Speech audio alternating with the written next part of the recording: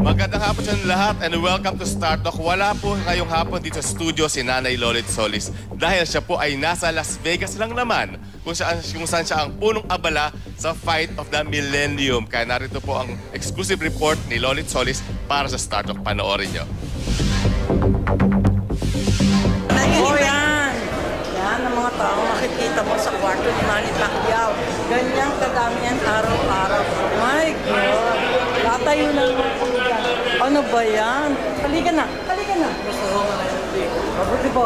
Kung bakit sila lagi nakaabag yan. Alam, pag-answer ka kasi. Kailangan hindi mahawa si Manny Pacquiao ng kahit anong sakit. Dahil alangan naman kung kailan na sila magbabakbakan ni Mayweather. Saka kasi magkasipon, no? Kailangan si Mayweather magkaroon ng sipon.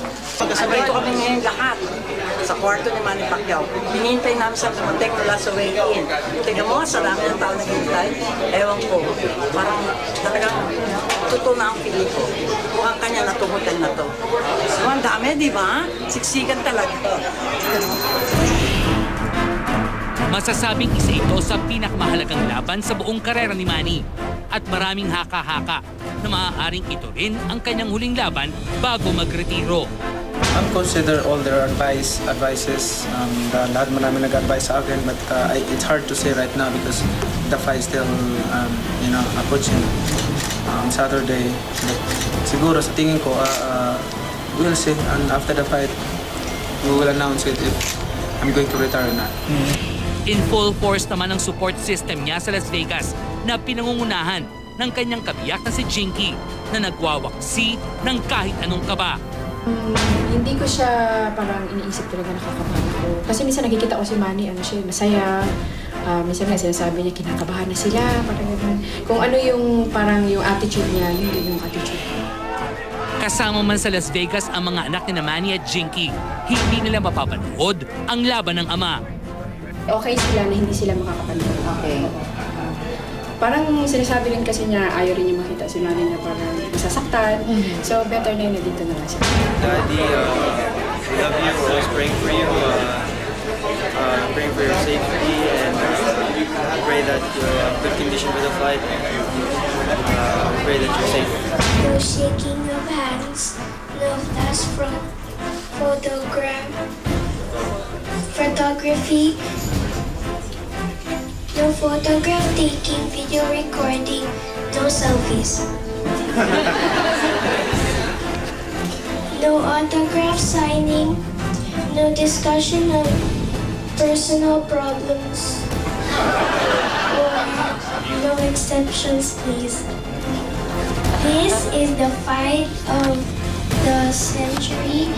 We thank you for your cooperation, support, and prayers in order for us to claim victory for our God and country. Mami, ready naman damit na gagamitin mo sa fight ni Manny? O handang-handa na. Galing sa Johnson yan. Yun bang designer nyo? Bata pa o may edad na? Medyo bata pa siya.